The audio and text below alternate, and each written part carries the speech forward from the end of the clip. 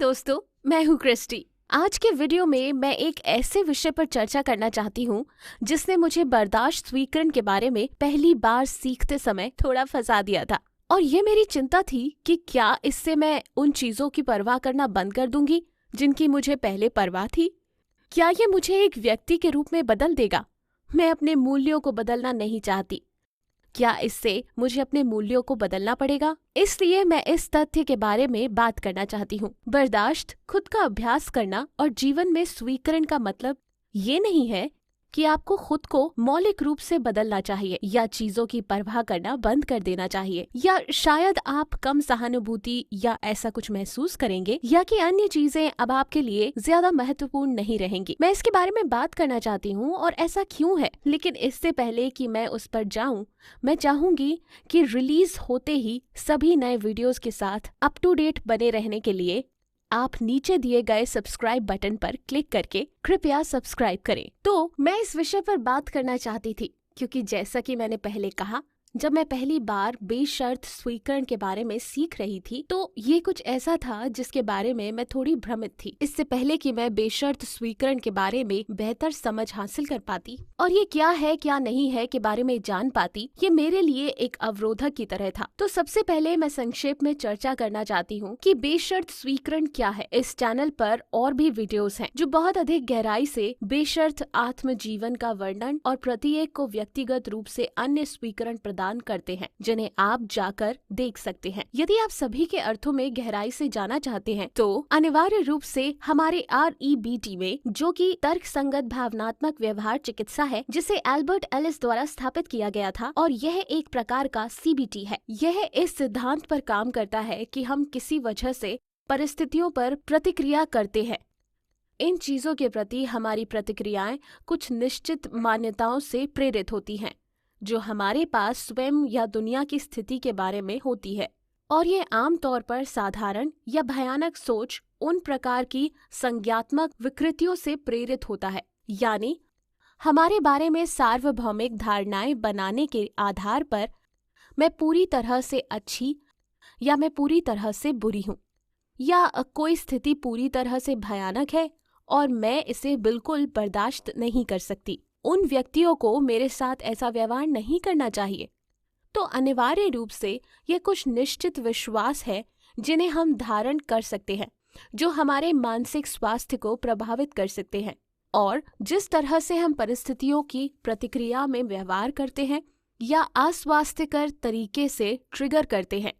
इसलिए उदाहरण के लिए हमें आत्मविनाशकारी तरीके से कार्य करने के लिए प्रेरित करना। इसलिए कुछ विश्वासों को धारण करने से हम जिन भावनाओं का अनुभव कर सकते हैं वह अवसाद हो सकती है, जो हमें पता है उन चीजों को करने से रोक सकती है जो हम करना चाहते हैं।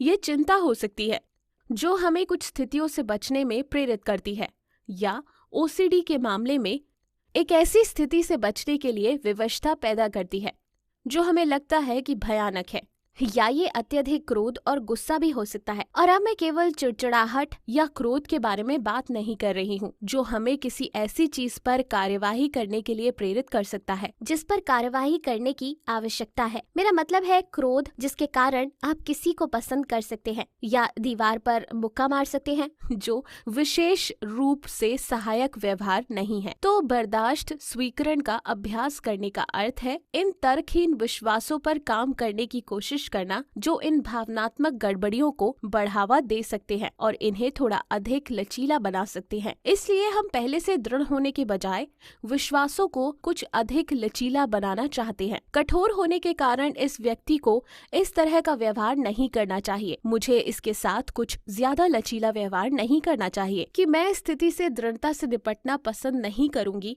लेकिन यह सबसे भयानक बात नहीं है और मैं इसका सामना कर सकती हूँ। तो फिर यदि आप तर्कहीन विश्वासों को बदलने के बारे में अधिक जानना चाहते हैं तो इस चैनल पर और भी वीडियोस हैं। आपके तर्कहीन विश्वासों पर काम करने के बारे में और चिंता, क्रोध, अवसाद की भावनाओं को कम करने के लिए उन्हें अधिक तर्क संगत विश्वासों में बदलने के बारे में बात करते हैं। तो आप उन तर्कहीन विश्वासों पर विवाद के लिए उन वीडियोस को देख सकते हैं। लेकिन जैसा कि मैं कह रही हूँ, ज्यादातर स्वीकरण का सिद्धांत थोड़ा अधिक लचीला होने के बारे में सीखना है और किसी भयावह स्थिति के बारे में सीखना जिससे हम मजबूरी में बचने की कोशिश कर रहे हों। हम इसे एक परिदृश्य के रूप में देखना चाहते हैं कि हम दृढ़ता से ऐसा होना नहीं चाहते हैं, लेकिन हम कर सकते हैं। हम दृढ़ता से मानते हैं कि अगर ऐसा होता तो हम इसे बर्दाश्त कर सकते हैं और ये उतना भयानक नहीं होगा जितना आप जानते हैं। जैसा कि हमने मूल रूप से सोचा था, इसकी आवश्यकता नहीं है। ये हमारे दिमाग में दहशत का स्तर और अलर्ट बंद होने का आश्वासन नहीं देता। इसलिए अनिवार्य रूप से यदि हम कुछ एक परिद्वेष को स्वीकार करने में सक्षम हैं, तो इसका मतलब यह नहीं है कि यह वह परिद्वेष है जो हम चाहते हैं।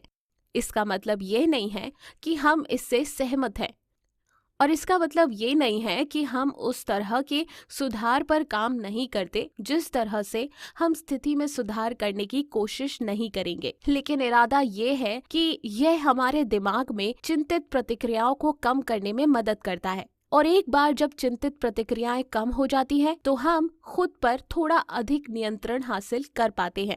कि हम मजबूरियां क्यों करते हैं, कि हम मजबूर क्यों होते हैं। तो मैं कुछ उदाहरण देती हूँ कि कैसे मैंने शुरू में बेशर्त स्वीकरण की गलत व्याख्या की और इस बारे में बात की कि यह गलत व्याख्या क्यों थी। इसलिए शुरू में जब मैं और ओसीडी से मेरे स्वास्थ्य लाभ पर काम करने के संदर्भ में बेशर्त स्वीकरण पर काम कर रही थी, शुरू में आप शायद इसकी ऐसी व्याख्या कर सकते हैं कि ठीक है, इसलिए मुझे अब अपने रिश्ते की परवाह नहीं करनी चाहिए, या जो भी है मुझे रिश्ते में अपने योगदान के बारे में परवाह नहीं है। एक रिश्ते को जारी रखना, यदि आप शायद अपने साथी से प्यार नहीं कर रहे हैं या खुश नहीं हैं, या ये भी आपकी तरह है, आप किसी ऐसे व्यक्ति के साथ रिश्ता जारी रख रहे हैं जो शायद उस तरह से बर्ताव नहीं कर रहा है जैसा आप उनसे बर्ताव करने की अपेक्षा करते हैं, तो आप कह सकते हैं कि शुरू में जब मैं इसके बारे में सीख रही थी, मैंने इसकी व्यक्तिगत रूप से गलत व्याख्या की थी। लेकिन यह भी इस तथ्य से प्रभावित था, ओसीडी की तरह मेरे रिश्ते के लिए कोई खतरा था। मेरा ओसीडी मूल रूप से मेरे रिश्ते के लिए हर चीज को खतरे की तरह महसूस कर रहा था। इसलिए दूर तक महसूस करने वाली ऐसी किसी भी चीज के लिए मेरे पास प्रतिरोधक क्षमता थी। तो सबसे पहले मेरे दिमाग में इस तरह के अलर्ट की आवाज से मेरी गलत व्याख्या और बढ़ गई। लेकिन फिर मैंने इसके बारे में और सीखा और यह कुछ इस तरह था कि रिश्तों के बारे में मेरी मान्यता बहुत बहुत कठोर थी। मुझे एक खास तरीके से महसूस करना चाहिए कि ये ऐसा होना चाहिए। मुझे तब तक रिश्ते में नहीं रहना चाहिए जब तक कि मैं निश्चित नहीं हूँ कि मैं रिश्तों के बारे में संदेह बहुत बहुत बहुत कठोर विश्वासों के लिए टिक नहीं सकते, जो किसी के लिए विशेष रूप से सहायक नहीं है, लेकिन विशेष रूप से किसी ऐसे व्यक्ति के लिए उपयोगी है जिसे ओसीडी है। जाहिर है ये आपको रिश्ते के बारे में जुनून को विकसित करने में संदेह पैदा कर सकता है, खासकर यदि आप अपने रिश्ते को पसंद करते हैं, तो आप जानते हैं कि यह आपके जीवन का मौलिक रूप से महत्वपूर्ण हिस्सा है, खासकर यदि आप अपने साथी के साथ रहते हैं और एक साथ अन्य प्रतिबद्धताओं में हैं। लेकिन जैसा कि मैंने इसके बारे में और अधिक सीखा, ये कुछ ऐसा था कि मुझे भावनाओं और निश्चितता के बारे में इस प्रकार की मांगों के बजाय वरीयताओं में बदलने की जरूरत थी। इसलिए मैं अभी भी एक निश्चित तरीके से महसूस करना पसंद करती थी। मैं अभी भी बहुत दृढ़ता से परवाह करती थी और मैंने अपने रिश्ते को संजोने के लिए, अपने रिश्ते में आगे की प्रतिबद्धताओं को बनाने के लिए, अपने रिश्ते के उन पहलुओं में सुधार करने के लिए काम करना जारी रखा जिन पर सुधार की आवश्यकता थी।